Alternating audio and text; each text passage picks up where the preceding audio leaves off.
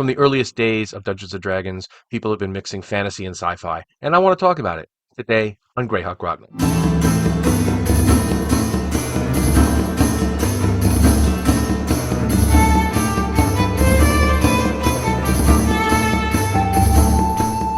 Now, a lot of people don't like to mix fantasy and science fiction, and being something of a purist in most things that I do.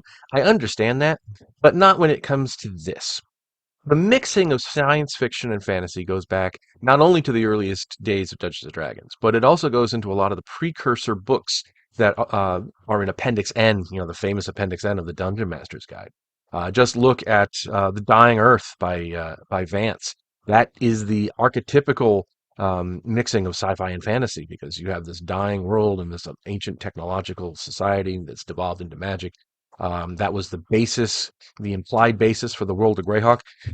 Not only did you have things in the original Greyhawk dungeons, like the machine level, the original Greyhawk campaign also had things like Expedition to the Barrier Peaks, which I just did a video about. If you're watching this on live, you're going to see this in a week or two, and on my as my regular Thursday thing. The Blackmore campaign also very famously mixed science fiction and fantasy. The whole background of the campaign is mired in the idea that aliens have come to the planet and they've crashed and they're using their superior technology. When you have the Temple of the Frog here, there was the City of the Gods that Gary Gygax famously played in, that was run by Arneson. So there's the idea that technology and fantasy couldn't mix is belied by the history of the game.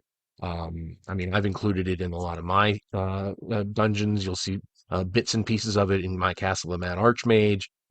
We saw it with a lot of the NPCs that are in the Greyhawk campaign. Merlin, famously, in Dungeon Land or Land Beyond the Magic Mirror, one of the two. We see Merlin's house, and he's got a VCR and a lot of artifacts that go beyond that show that he had been in modern day Earth. In Dragon Magazine, there were several adventures where the adventurers actually go into the modern world. It was a common enough thing in comic books. One of the famous what ifs was what if Conan the Barbarian was in modern New York City, and he becomes like a, a pimp, and he's got like a leopard on a leash, and he's got the big wide brim hat.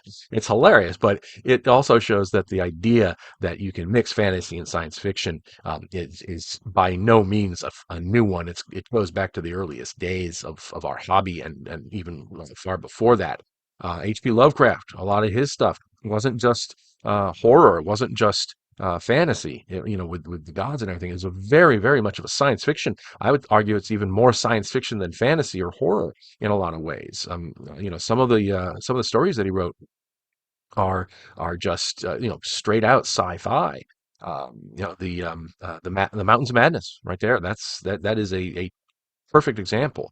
So this idea that, but on the other hand, a lot of his stuff in the Cthulhu mythos is straight up fantasy. So you do have this mixing of stuff, and it really goes back to the earliest days.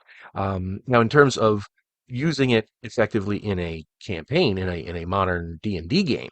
Like I say, I understand the urge to keep things separate. Yeah, if I want to play Gamma World or Metamorphosis Alpha, I will do that. If I want to play D&D, I will do that, and I don't want them to mix. I get that, but just open up the DM's guide. You got the Machine of Loom the Mad. You've got a bunch of technological artifacts in there that are in the prototypical fantasy game. There's technology in there, so you're stuck with it whether you want it or not. Obviously you could choose not to use it, but it's still there. But in terms of using it, it's very easy to couch technological items as just another kind of magic. From the player's perspective, I should say, from the character's perspective, they're not going to know that a laser isn't anything more than a new kind of magic wand. They're not going to know that a rifle isn't anything than a new magical form of sling or something like that. So from their perspective, they don't have to know. The way the DM can couch these things is in the verbiage of magic, and even though there's a wink and a nod, the player might know it. The character doesn't.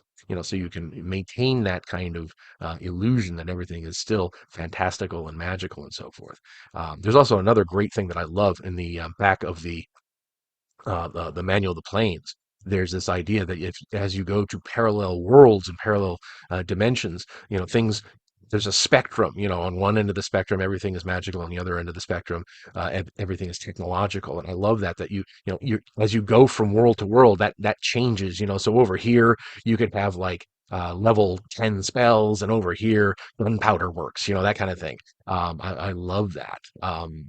So for me, I don't mind the mixing of magic and sci-fi. I understand it goes back to the beginning. It doesn't bother me as long as it's used in moderation. I'm not a fan of these settings that completely mix fantasy and sci-fi.